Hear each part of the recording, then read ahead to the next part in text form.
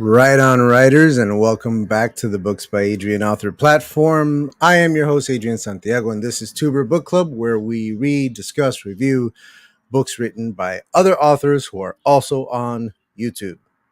Author tubers. That's what we do around here. Welcome again. It's me. This is the last one of the year. It's pretty exciting. We didn't read as many books this year as we did last year.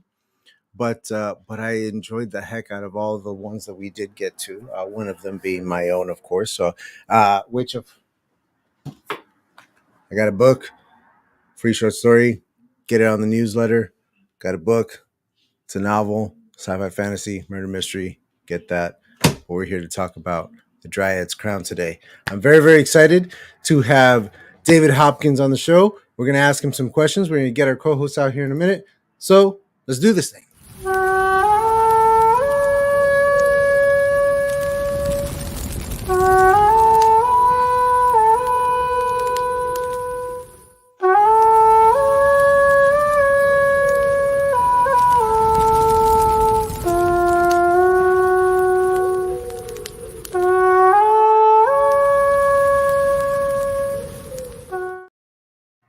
All right, let's get our co-hosts in here and do their intros.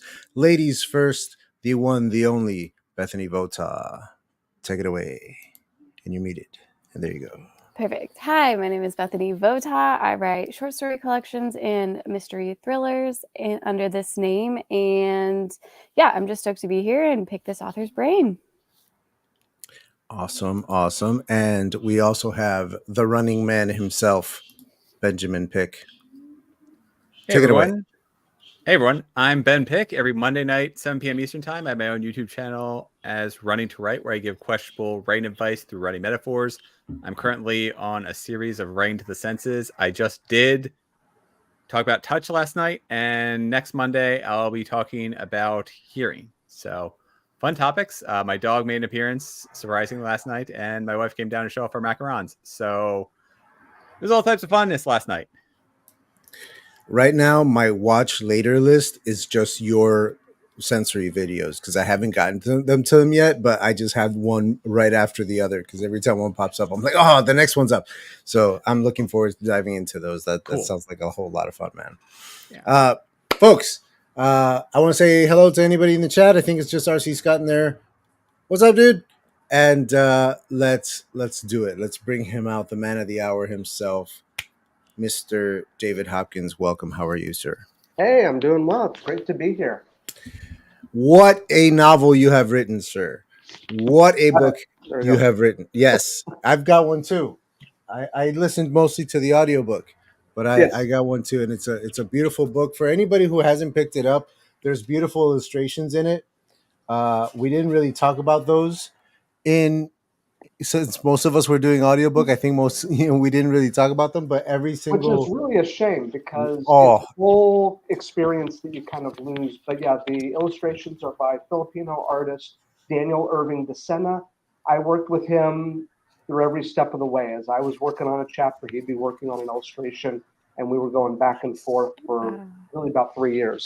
They are very, very good. And they totally set the mood. They've got that whole just epic fantasy just all over this page right here. Like, what the heck? That really expands on this being... sorry. Oh, no. I was going to say, it really expands on this being more of a fairy tale told in real time.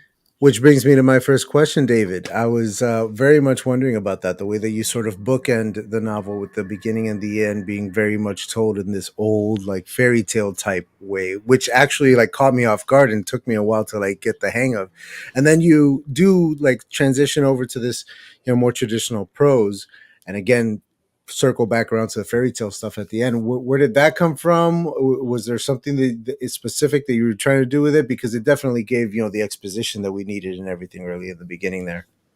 Yeah, I think part of it is I'm a big fan of Neil Gaiman, and I wasn't trying to mirror his style, but it was more I was mirroring his influences. Neil Gaiman's a guy who digs deep into the fairy tale world. And so I was like, okay, I'm going to just do a deep dive. I'm going to start reading a lot of fairy tales. I'm going to go outside of Brothers Grimm and explore some more Eastern European films, some Asian, Native American, like just kind of all over the map. And I got involved with a group called the Carter Haas School of Folklore and the Fantastic. And they do classes on a regular basis where they talk about, you know, the feminine image in fairy tales and all that stuff. So, you know, you just kind of take that stuff in and see where it leads. I will say that by prefacing it as kind of fairy tale-esque, it's a believe. I think you guys may have talked about it early on, but the fact that she turns into a fish is nowhere again mentioned. It's not how did this happen? Why did it happen? It just happens. And I would say that my experience with readers are no one challenges it. It's like, oh, it's fairy tale logic. But there are other things that happen later in the book that I think are a lot more like, wait a second. But it's not as weird as her turning into a fish. But I think that when you kind of preface it as being fairy tale-like, you're allowed to make people believe things even though there's not necessarily good reasons for it. The logic gets thrown out the window.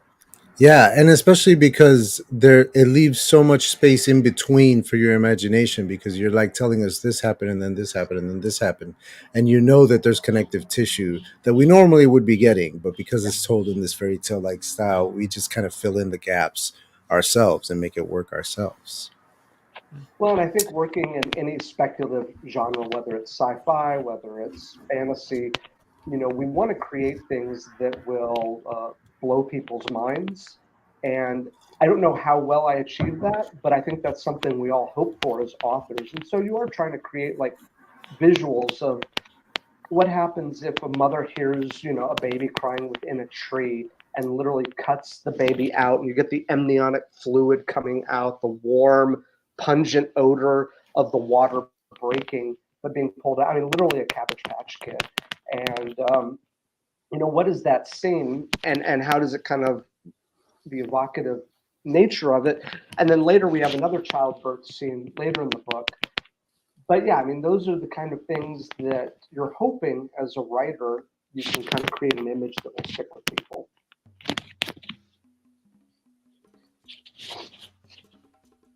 Oh, you're muted. I was just saying, who has the next question for David Hopkins? Bethany, Ben? Yeah, mine kind of leads into that where, so you seem like you're very intentional with some of the, you know, like what we were talking about, how, you know, the feminine image and all of that, very intentional. But I think at the same time, you're going to get like a portion of readers that like totally get it. They love it. They're like, they see the layers behind it. And then you're going to get your other readers that are just like, I'm here for a good time, not a long time. Like, I want a fast-paced, crazy, great adventure.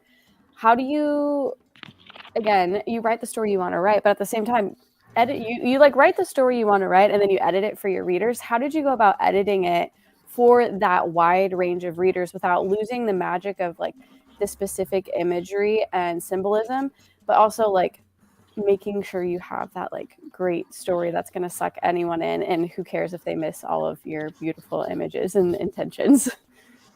Yeah, I mean, that's, you know, if you all are anything like me, I know you guys are also really great writers.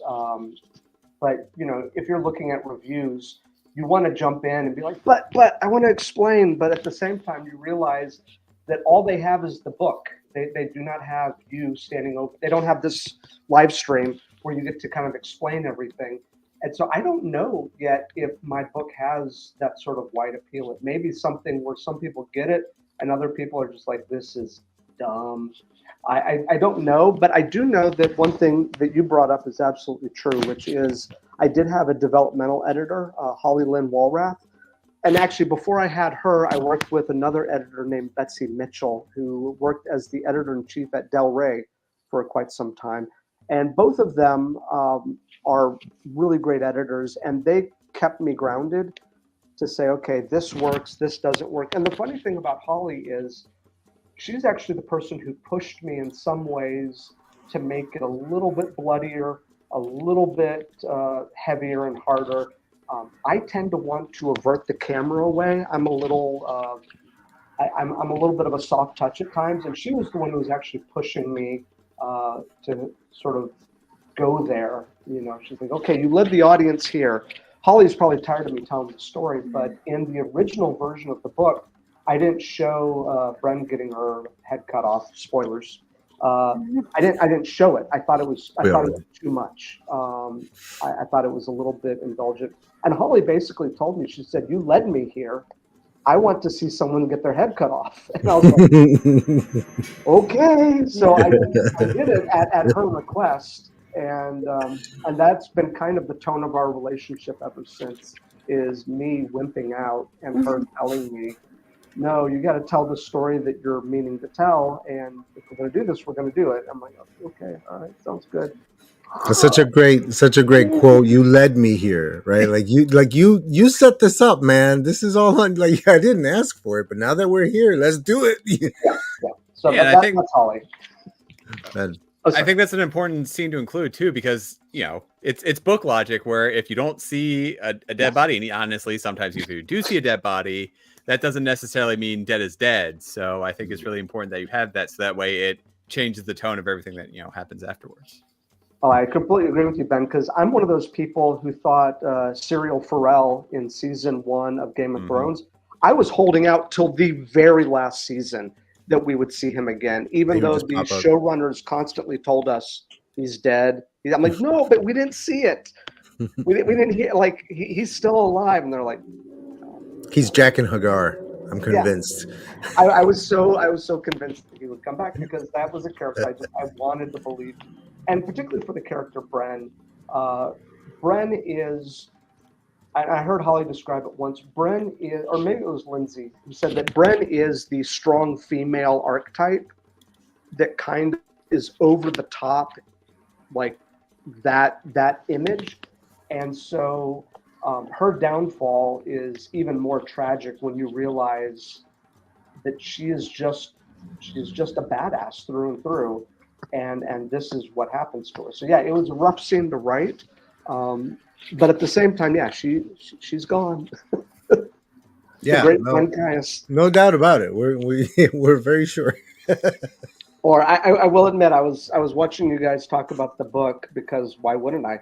And when Ben talked about Silbury and Bren day drinking, I about rolled off the road laughing. I was just cracking up, because I was like, it's so savage and so true.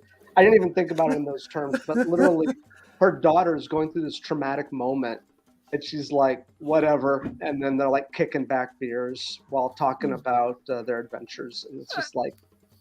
And I mean, we talked through it, and it makes sense, because Silbury had, no parental figures to really look up to. And so she kind of just does her own thing. And her husband was the one who kind of balanced out the relationship and who shared all that love, and so she tried to be better, but Silbury just didn't really know how to.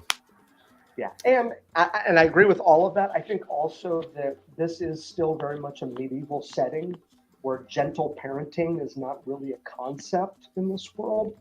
And so, it's not that you don't have loving, nurturing parents. It's just that there's kind of this idea of, they're pretty much figure it out. 10X. Just throw them in the woods, let them wander around a bit. We'll feed them at the end of the day. Also known as the 90s. Yes. Yeah, porch light kids, right? Oh, that was me right there. Yep. Ben, a question for Mr. Hopkins. Oh, I was just wondering how you delineated between the books. So how you knew there would be 9 books in said book, and then how you kind of divided up where you were going to finish each of those little, because it felt like they were each short stories that sort of came together to tell a larger picture of what was going on in the world. So I'm really curious how you delineated and how you made the deciding factor of what to include and where to break it, and then where to draw the line at the end of the story. Yeah, that's a great question. It was actually originally 10 books. The one book that got deleted is what's going to be the second volume, which is War of the Hounds. And War of the Hounds, it's not a prequel, but it does take place before the events of this, and it focuses on Bren during that war against Cret Bonebreaker. It's kind of based off of Shakespeare's Henry V, but it's this huge like scene of her in that. And I was like, well, I'm going to put it in right. I think I was going to put it in right between books 4 and 5. And Holly was like, no, don't do that. It's not the story. Take it out. You can make it a separate story. But I was like, ooh, I'm going to have all these cliffhangers. And then I'll put this big, like, extended flashback between them to really stress out my readers. And that would have driven me insane. It would have worked. I know. And that was intentional. But I was like, oh, I'm going to do this. And then Holly was like, nah, just make it its own thing. And so originally it was books. The big thing that I really wrestled with, and whether it worked or didn't work, I don't know. But the one thing that was really hard is, and you guys know this reading it, action-wise, the most exciting stuff really happens in books 4 and 5. I mean, that's when you get the battle, you get the siege, you get if it was a video game, that would be your last stage. But I didn't want it to feel like a video game. I didn't want to feel like there's boss levels, even though there's kind of that a little bit. So what I thought is let me do a quiet second half. So we get like the first half, you get this big sort of, succession and battle and war and siege. And then the second half will be a little bit more interpersonal, a little bit quieter. I did that in part because I knew I could get away with it as an indie author. If I was trying to get it traditionally published, I can't imagine any publishers would let me do that. But I was like, I want to try this. And if it works, great. If it doesn't, oh well. It does give it a really nice, like, rising and falling action kind of feel to it, the fact that each, of these books within the book, all have their own beginning, middle, and ends, and their own flavors to them, and their own things, themes and stuff going on. It definitely works, even as like a big novel, just because it's broken up in these big chunks. Like it feels good. Yeah. So as I said, I think part of it was me just my nature. I'm just kind of trying things out, seeing what works. But yeah, I mean, the reason why I organized things the way I did was because I intentionally did not want to have a scene where she basically beats the bad guy with a stick and then we roll the credits. I felt like I wanted her to maybe outsmart. And, there's that whole idea of, you kill the demons, you make them stronger. And so she eventually learns that she has to entrap and ensnare the wolf, and make it a little bit more, honestly, and this is kind of me cracking up, but like, if you read Stephen King's The It gets really weird and cosmic towards the end. And a lot of people complain about the ending, me being one of them. But I was like, it might be fun to get a little bit cosmic towards the end of this story and just see where it goes. And then, of course, that last book is very much a epilogue that is a prologue to more stories to come. So we'll see. I don't know. That was kind of my reasoning behind it. But yeah, that was where I went with that. The final book, the final chapter definitely does feel very much like an epilogue. It has that. It doesn't have to say it on the chapters a page, like you feel it as you read it. Well, and it also fills in. Jack Stagg said that the two kids would be reunited again, and that they would go on many adventures together and be the best of friends. And so I needed to give the reader a glimpse of what that could look like, of Yurig and Gideon coming back together, because they had been separated for so long that, that last book was really about them trying to rediscover each other. What is it when this person is family? But I barely remember her. I mean, you think about how young Yurig is. I mean, he's like, I only kind of remember that I remember you, but it's so weak. And so she was a little bit older than him. And so she had a little bit more stronger memories. But yeah, it's that idea of them coming back together, trying to rediscover each other. That was the story that I kind of wanted to explore. And that will, in future books, become more of a theme, the two of them, and kind of how they bounce off of each other. Where did this character come from for you? Because typically fake characters very soft, very these pure light beings kind of thing, and then yours is this badass killer, uh, kind of a bad mom a lot of the time, and like just a very interesting character in her own right, outside of the fact that she's Fae. You know what I mean? So like, where did all that kind of come from for you? I mean, I mostly struggled with how to spell the word Fae. I'm like, okay, is it F-E-Y? Is it F-A-Y? F-A-E? Yeah. I don't know. I still don't know if I did that correctly. But no, for me, the Fae, as kind of these otherworldly characters, I was less interested in depicting them as delicate as I was in depicting them as delicate and dangerous. That these are mercurial people who have strong feelings, strong emotions. They're very dangerous. They may look glamorous and beautiful and like they're ready for the Met Gala, but their ethics, their morality is very different than ours. And so there's a line in the Dryad's Crown where she says, life or death, whatever helps the plants grow. And I think that in many ways that, without her fully understanding it, that's kind of her ethics. Is her understanding of life and death is kind of like, I mean, you guys talked a little bit about her being selfish, and I do think that that's a strong part of it. Is just, yeah, her understanding of life and death is very Fae. Yeah, and then with her upbringing and everything. Yeah, and that doesn't help either. Yeah, yeah, it brings things even more intense. Shannon's saying hi to everybody. She couldn't be with us today, but she's with us in spirit, and she will most likely. You know what? Let me shut up. We'll talk about that later. Okay, so any other questions for Mr. David Hopkins that you have pre-prepared, guys? I do, yes. But it's kind of like backtracking a little bit, not so much about this. Well, yes, about this. I'm just going to ask it, and Adrian can tell me if it's better suited for later. So fine. You decided to go self-publishing route, and if I did my research right, you released these kind of as like a serial, and then you bound it all together at the end as like an omnibus type situation. Couple of questions. When did you start writing, and when did you know you were going to publish? And then why did you go indie route? And then follow-up question, like, why serialize it? So just chat, break it down. Break it down for us. Yeah, I'll work on that.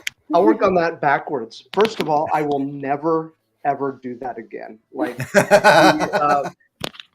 at first I thought, because I knew that I had a big book in mind, and I was like, I don't know if I can write a 600-page book, but I know that I can write 9 70-page books. Like, maybe I can just release them in bits and pieces. And if I release them every three or 4 months, then I'll kind of keep my crowd kind of interested and reading long.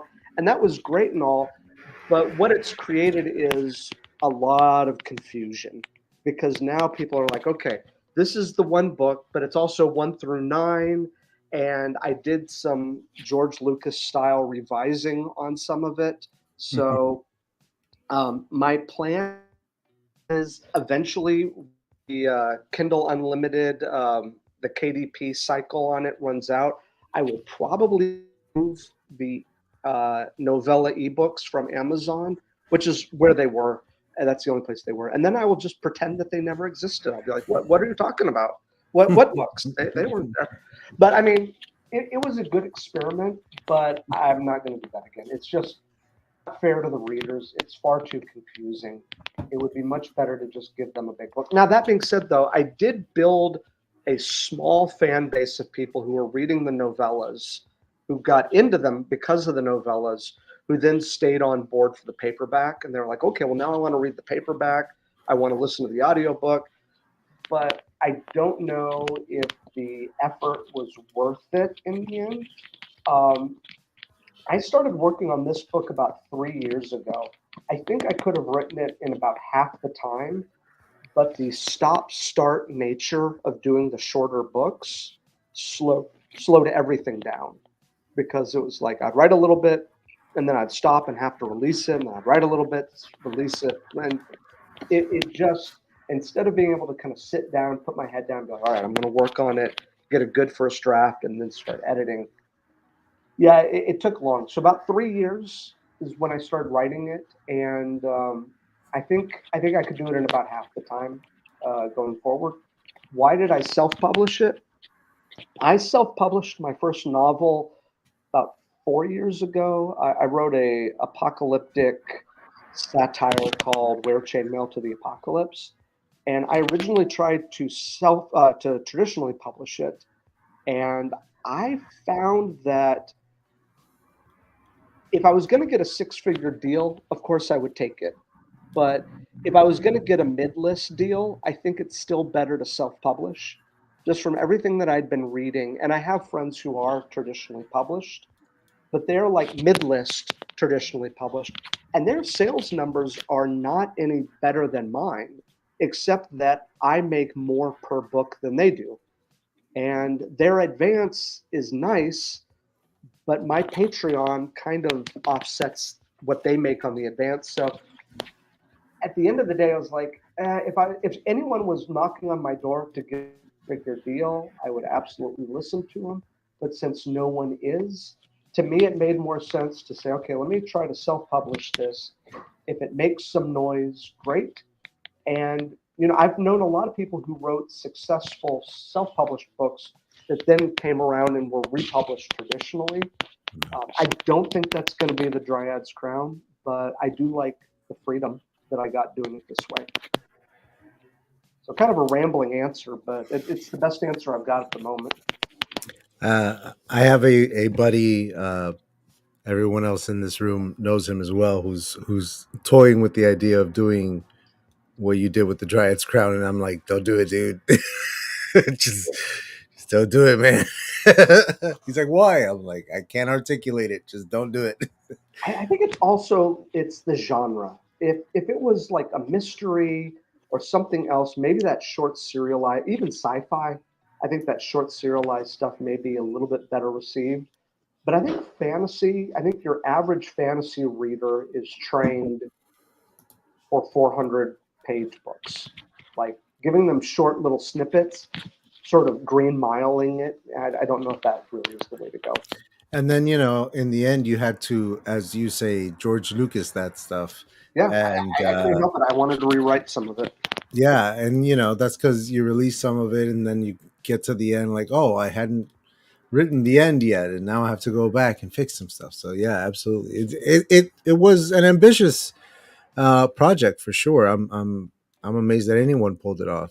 So, yeah. Well done. I mean, and you guys know as writers, sometimes it's like running a marathon. And what I mean by that is in that I think that it's impossible, and then I do it once, and then I'm like, oh, I guess I can do it again.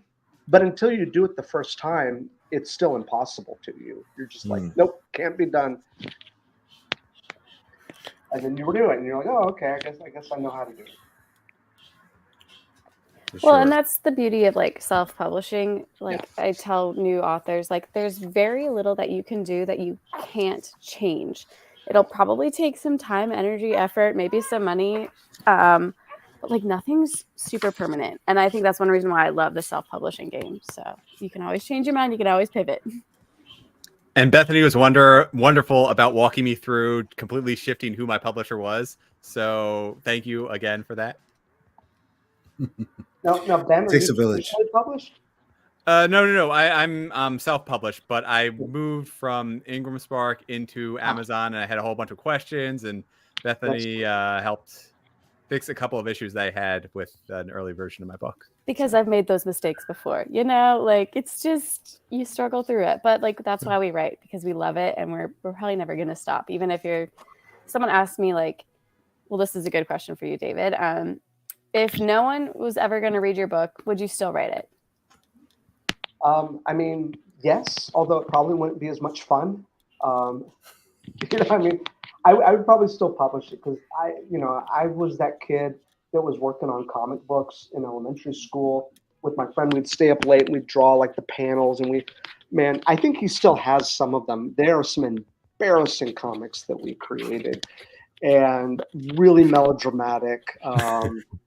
Not cool at all. But yeah, I mean, we were always creating, folding them over and stapling them, making our own books and stuff. And I think, yeah, there's just that impulse in me that I want to write these stories.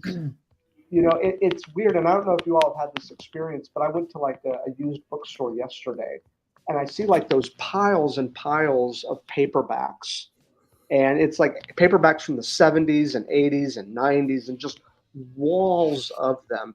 And I'm like, how cool is it that these books are just kind of here, and that my book could kind of fit somewhere within all of those, that it can be part of this tradition, and that someone 20 years from now could find my book on a used bookstore shelf and look through it and go, oh yeah, this isn't half bad.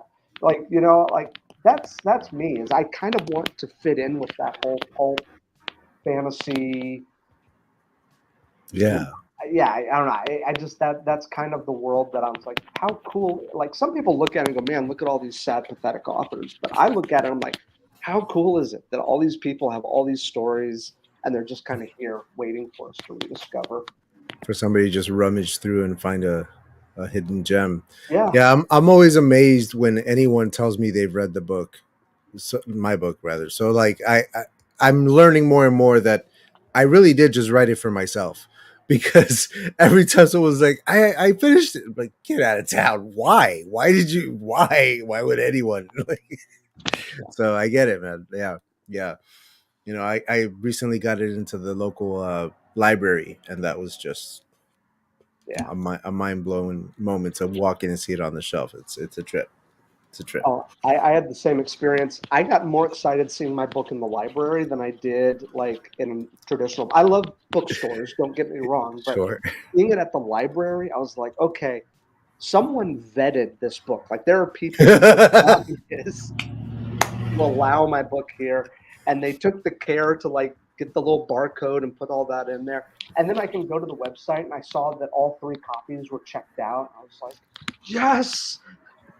That's gotta feel good. Yeah. This is awesome. I went in and it wasn't where I last saw it, so I was like, somebody checked it out, and it's like, no, it was in another. Oh, here it is. No, I love libraries because people can just go and grab a book. They don't have to pay anything for it, and I'm fine with that. Like, yeah, I love it. I love the accessibility of the library. You can just go over into the quiet. You don't even have to check it out. Go into the quiet room and read for a little while. In fact, at the very end of my book, I even have me pandering to the American Library Association. There you go. Pandering.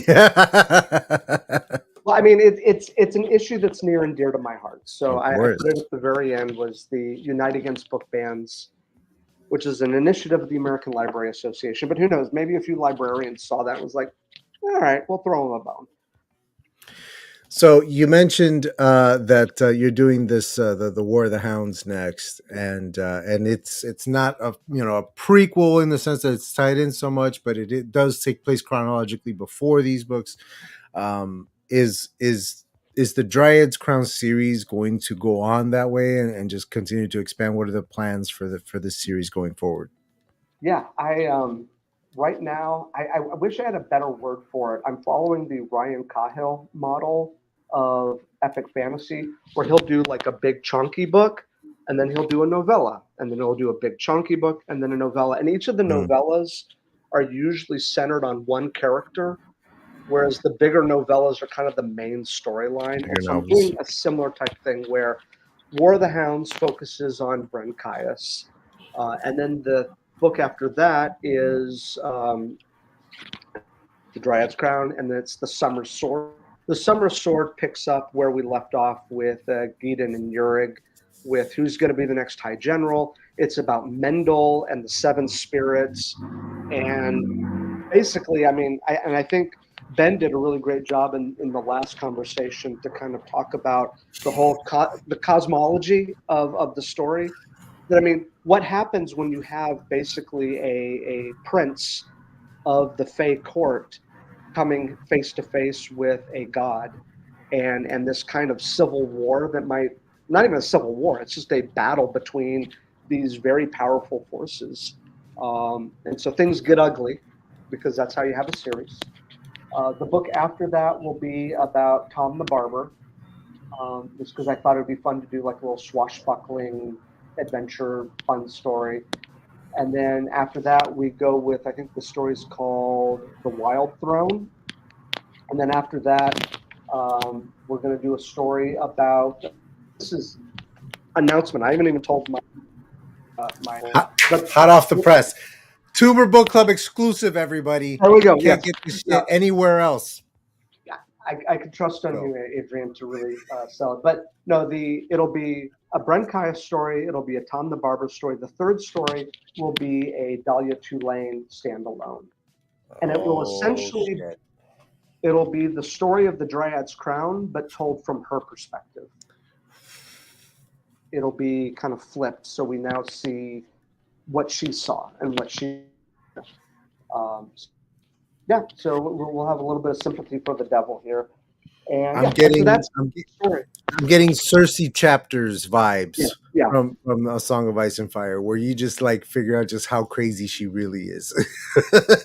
and how ambitious she had to be in order to get through some of the things that she had to deal with in her life. So it'll be fun, but that's kind of, I've got about 8 books planned, 4 of the chunky ones, and then 4 of the smaller books. We'll see where it goes. It could be the next 8 years of my life. It could be the next 20 years of my life. You guys will all be moving on, doing other things, and I'll be like, all right, done. Yeah. I'll still be writing book 2 of Better not be. My goodness. No. I'm getting this one done in a year and a half. I have a solid that's an exclusive here too. Yeah, you hear it now. So by 2025. 2025. That's the goal. Just do what I do. Overpromise and then live in perpetual fear of having to deliver. You know, I'm perfectly comfortable with laying the track in front of me as the train is moving. I'm totally fine. I'll get that shit going. Guys, any other questions for Mr. David Hopkins here? I have basically covered most of my thoughts on this book. Oh, I thought she was reaching for it. No, okay.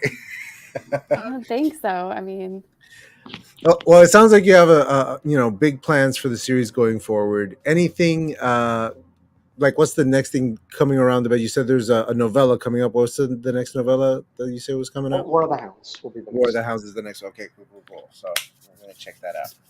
And for those of you that are Shakespeare nerds, it will be heavily based on or inspired by Henry V. So right on. St. Crispin's Day and all that stuff. Was there anything, since you did listen to our episodes, was there anything that you wanted to talk about that maybe we were getting wrong or we weren't picking up what you were putting down? Something, anything? What do you got? No, I really enjoyed listening to your perspectives, your thoughts on it, and kind of as I said earlier, as authors, all we have is the book, and so kind of we have to trust that people will. But I think one thing though that was really interesting. Hold on, I'm going to cough first. One thing that I thought was really interesting was when you all talked about the ages of Gideon and Uric, because I think you guys, without realizing, picked up on the fact that I never say their ages. I never give like an actual, Gideon is 7, Uric is 4. Like I never say that. And one of the reasons why I don't is we tend to have a very modern understanding. So if I was to tell someone that Gideon is 8, they would apply kind of a contemporary understanding of what 8 looks like, how 8 behaves, how 8 is supposed to be, which may be very different in medieval setting. It may be very different for kids that grew up on a farm. And I didn't want to get tied down with that. But what has happened though is I've had some, and this is I don't know if it's my fault or whatever, but people who read the book tend to age the character up. People who listen to the audiobook tend to age her down. And part of it's because I think Lindsay does a really good job of making her voice young, because Lindsay is the only person that actually knows Gideon's real age. And so we did age her down with her voice. But yeah, people who read the book tend to think of her as almost like a tween or something like that, and she's much younger. And I was hoping that I mentioned that since she's missing her front teeth, that maybe people would realize that she is younger. But I have had people that thought she was like 10 or 11, and I was like, nope, not quite that old, much younger than that. But I don't know. It was an interesting thing for you guys to talk about it, because I think there was, and if I had a third pass on it, would I maybe give a few more details to kind of explain her age? Maybe. But it is interesting to see kind of how we identify and associate certain ages, and we're like, well, they're awfully independent to be that young. Mm-hmm. They're just like wandering around in constant peril while their mom's hanging out with the High General. There's also differences in culture too, because like in Japan, you can be a 3-year-old and go out to the store and pick up a glass of milk or pick up a gallon of milk for your parents or whatever, and exactly, you'll be fine. Yeah, no, it's true. It's there's a maturity level to the child that could be on any end of that spectrum. But then on top of that, there's other factors as well. I mean, I was talking about it on another podcast a few days ago, that the younger of my two sons, we're convinced it's not his first go around. He's been here before, because sometimes he'll say something that's so just like philosophical and like well thought out, and like he's helping us raise the older one. Like he gives us advice, and we're like, oh, you know what? That makes a lot of sense. So who knows, man? For people who've read the Dryad's Crown, you realize that Gideon, this definitely is not her first time around. Oh, I just remembered what I wanted to ask before. I did have another question. I will not explain Nurig, not yet. No. So one of the big things that really struck me, and you touched on it earlier, you were talking about it, and then it just got away from me, where in so many fantasy stories we hear about their gods and their religions and all this and their creation myths and all this stuff, and in yours all that starts to kind of bleed into, and we straight up have scenes where a character is speaking to this like other thing, and you're just like, I just, it was really impactful for me. I really loved reading it, loved seeing it in a story. I strive to do similar things in mine. So like, was that something deliberate in you, that you wanted to do something different from these other like fantasy stories? You wanted to get in there and like make those other entities feel real and as a real part of the world? Like, where did that come from for you, and what were you doing there? A few things. I think one thing was I'm not a religious person, but I'm kind of burnt out on the evil religious group kind of trope, where everything is vaguely like chaotic evil Catholic Church. I don't know, like if you look at Game of Thrones, it's this authoritarian, very oppressive, very cruel, like pro-torture religious entity, and it's like if they're a priest, you're like, oh, evil priest. And I was like, I didn't want to tell a story like that. And so in the world that I'm writing, the church does not have sort of stranglehold on the culture. They're part of it, but they are not kingmakers. They are not movers and shakers in the world of politics. And the people who are priests, sometimes they're lazy, but their heart's in the right place. They're good people that want to help. They're kind individuals. Now, once again, they're not always effective, but they do want good things. And so part of it was when I was creating the sort of religious world of Ephraim, I didn't want to have like the Church of the Seven and everyone's like running in fear of them. I wanted a kinder and gentler world. But the other thing was, and maybe this comes from, again, my love of Neil Gaiman, is I do love characters that are kind of ageless, these sort of immortal characters that represent ideas. And I don't know, I've already spoiled so much in this live stream. I'm operating with the assumption that whoever's watching this has read it. Yeah. Yeah. But I mean, you take Gideon, who is a trickster god in the flesh. And I was like, okay, what would a trickster look like in this world? And, she's clever. She doesn't always use violence to solve her problems. She is witty, and, there's all sorts of things. Now, sometimes she does use violence. I take that back. But I liked the idea and this was from the very beginning of the story, was saying, okay, what would a young child who is essentially a trickster, what would she look like? And what I found is people really liked reading her because she was clever, she was wily, she oftentimes got herself into trouble, but she was mischievous, but not in a malicious way. And yeah, I like that Neil Gaiman idea of kind of personifying these sort of timeless ideas. And so once again, Sorry. Oh, what were you going to say? Oh, sorry. I think I had like a little bit of a delay. Didn't mean to cut you off. Oh, no. I was just going to say, it's just interesting that you bring up Gaiman, because I definitely hear like that like whimsical tone. Like I think of the book, like The Ocean at the End of a Lane or something. Oh, yeah. That's like very, I feel like the way that you started and ended the story was very much like that. Like, and I love that tone. So if you were like kind of inspired by Gaiman, I heard it and I liked it. No, I love Neil Gaiman. Neil Gaiman has such a sense of voice. It's almost distracting. His sense of voice is so, you could pick him out of 1,000 authors. Yeah. If you were to strip the covers off, if you were to read Neil Gaiman's prose, you'd be like, yep, that's him. He just has that very, very strong sense of voice, which I like. And then, yeah, Uric is still a mystery. We don't know why he exists. He does. But yeah, there may be something to that as well. So. Well, you definitely did wonderfully with the Gaiman references, because I was saying it in, I guess, the last episode, how the final battle felt just like it came out of the pages of Sandman. Like you had these immortal entities that are the embodiments of, it's obviously not, death and dream and that, but it's your story's equivalent of them. And it just felt so interesting to read that metaphysical battle. Oh, thank you. Well, and that was an area where Holly was really pushing me to make the physical more physical.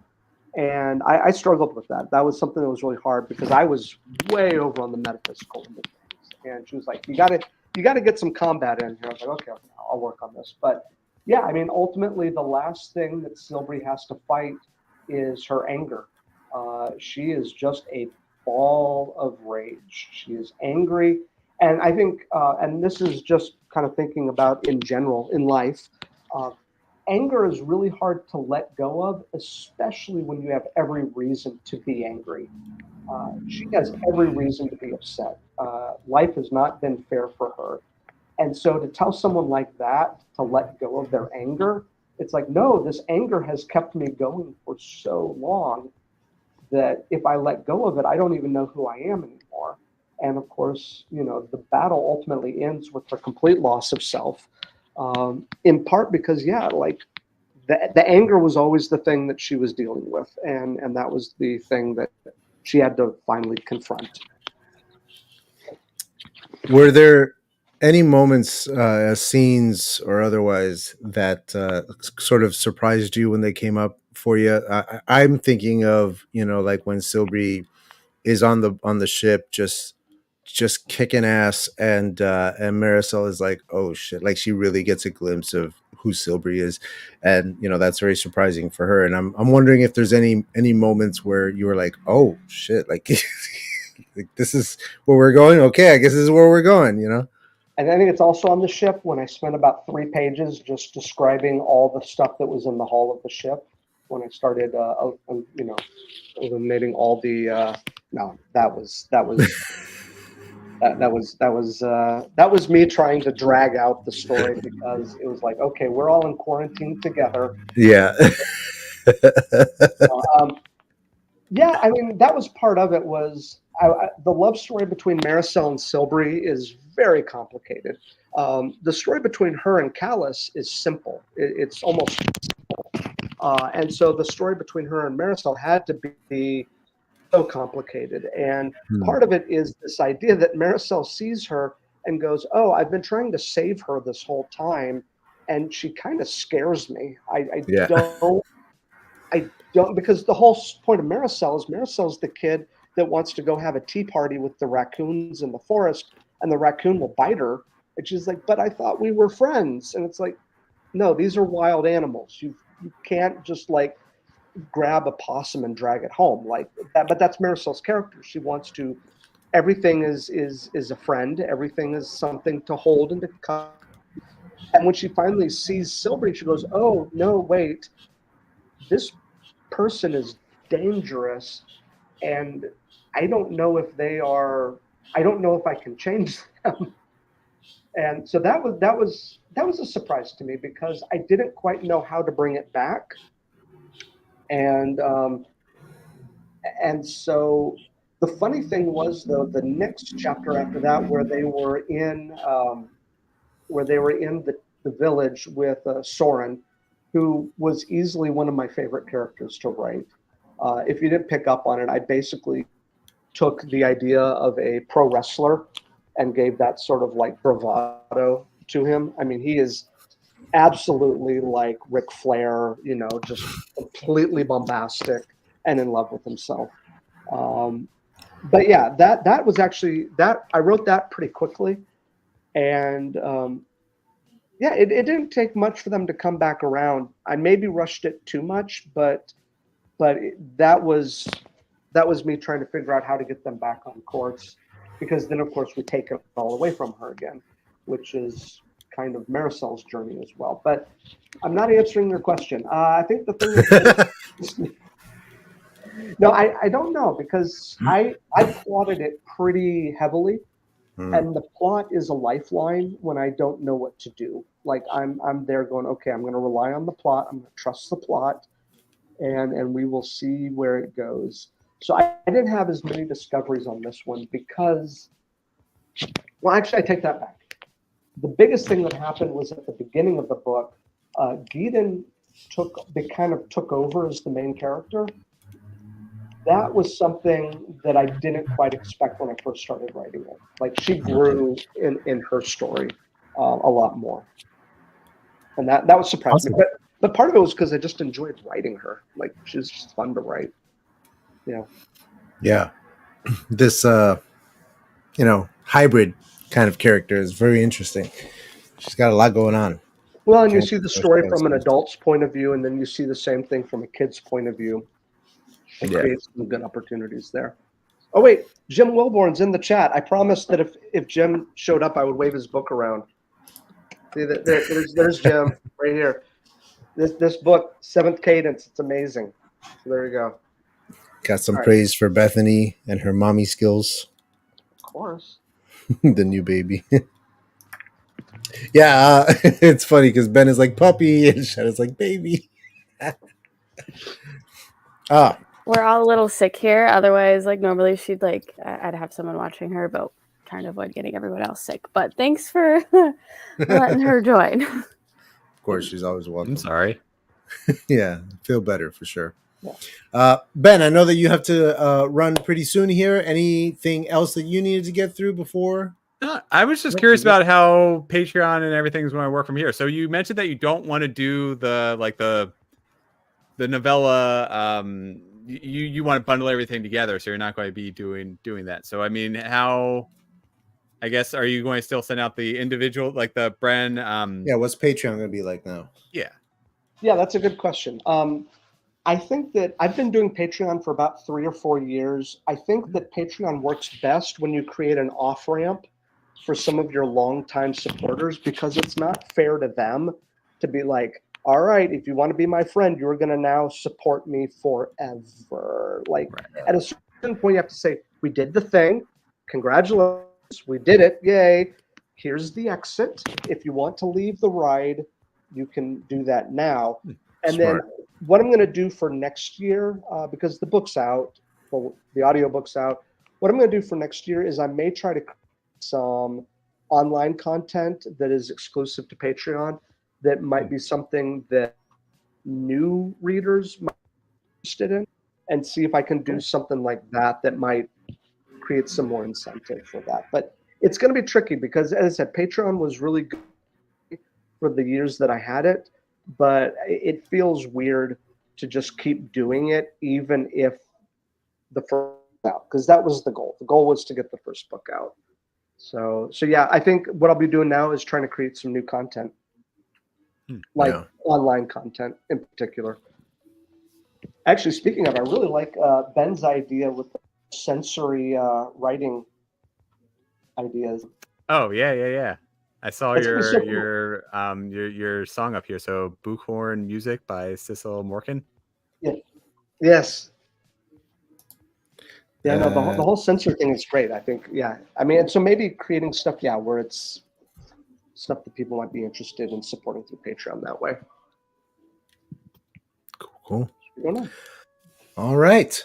Shall we announce the winner of the poll, who is our next book that we'll be reading? The first book of 2024. I didn't do a whole animation thing because I'm a farmer now and I get tired. So we're going to do it like this.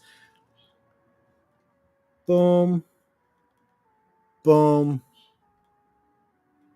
Boom. We are going with A Curse of Scales and Feathers by our very own SD Houston. 50% of the votes. Outstanding. So I'm very excited because then we'll have done all of the host books. I'm very excited. Yay, finally. She's been here since the beginning of Tuber Book Club. She's been just a pillar of this show. So I'm really excited that we're finally doing her book. All right, y'all. Thank you so very, very much. David, did you have anything else that you wanted to let everybody know about before we go? Yeah, I want to let you know about Books by Adrian. It's a great YouTube channel. You should check it out. No, thank you guys so much for the opportunity. It's a real treat to have a book club on YouTube. I mean, this is kind of what got me through COVID, was just listening to people talk about books that they're reading. So yeah, no, it was a real treat, and it was great to talk with you all. So as I mentioned, I am working on War of the Hounds, which is book 2 of the series. No 0.5s. We're 2. We're going to try to keep the numbering straightforward. And yeah, it's about 20% done. I'm hoping to have it. It'll be out next year. It's just when next year will be the real question. But we'll say next year. All right. All right. To my co-hosts, let's cycle through for you. Ben, you're first up. Say goodbye to the people. Take care, everyone. Thanks for joining us. It's been a lot of fun reading DRYAD'S CROWN and talking about it here, especially meeting the author too, which is really cool. So he's a favorite on the channel. I'm a big fan. Bethany, take the floor. Yeah, thanks for hosting, Adrian. Always so much fun. Excited for what the next book is going to be. Spoiler, I've already read it, so I'm excited to dive back into it again. It'll be exciting. But thank you so much, David, for your time. It was so much fun getting to know more people from the community, and I'm stoked for what you got coming down the pipeline. That's going to be exciting. She got back just in time to find out. So congratulations, Shannon. As far as the dates, we don't know yet. I am taking the holidays off from all this madness. We're going to do Christmas. We're going to do New Year's. And then I'm going to start booking people for the Writer's Den and all that stuff. So come January, I will touch base with all of you guys. We'll look at our schedules. We will figure it out. I can no longer do Tuesdays. This was my last Tuesday. So we'll have to figure out what the new day is going to be and what that's going to look like. We'll talk about it, and then we'll let you guys know as soon as we know. Stay tuned. You sign up to the newsletter at booksbyadrian.com if you want to stay up to date on what's going on with Tuber Book Club. There's also a Facebook group that you can join. Just head on over there. You can find all of those at the same website, booksbyadrian.com. Links to all of these peoples down below. Go get their stuff, buy their books, and support indie authors. Awesome. All right, y'all. Thank you very much. Read more books. Write on writers. We out.